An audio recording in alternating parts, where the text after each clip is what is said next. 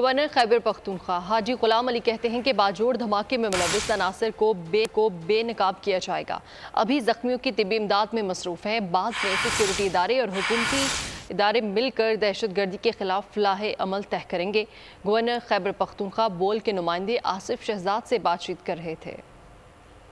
मैंने इनको फ़ोन किया, चीफ सेक्रेटरी को हदायत दी, कमिश्नर बाजोड़ डीसी बाजोड़ को भी हदायत दी और शुक्र है हम सब एक लाइन पे हैं।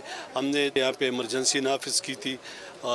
CMH में भी हेलीकॉप्टर गया और मैं फ़ौज का भी फ्रंटियर कांस्टेबल का भी जनरल साहब का भी शुक्रगुजार हूँ कि वो ख़ुद भी गए, हेलीकॉप्टर भी गया। उन्होंने कुछ शदीद ज़ख्मियों को CMH में लाया गया, कुछ यहाँ पर भी पहुँच गए। इंशाअल्लाह ताला इलाज में कोई कसर नहीं छोड़ी जाएगी। कौन कहते हैं खुदकश है, कौन कहते हैं कि वो डिवाइस में कुछ लगाया गया, तो इस चीज़ों पर भी हमने तवज्जो नहीं दी। मेरी ज़ाती तवज्जो जो है वो फौरी एक्शन का था। जो ज़रूरी इक़दाम है वो हम करें।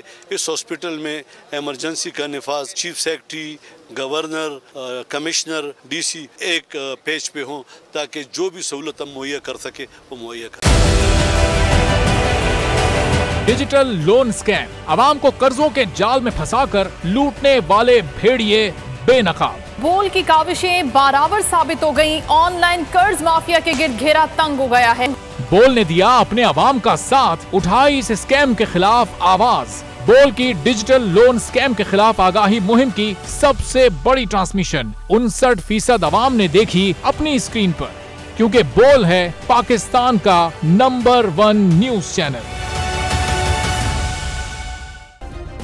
सब्सक्राइब करें और बेल दबाएं ताकि कोई खबर रह न जाए।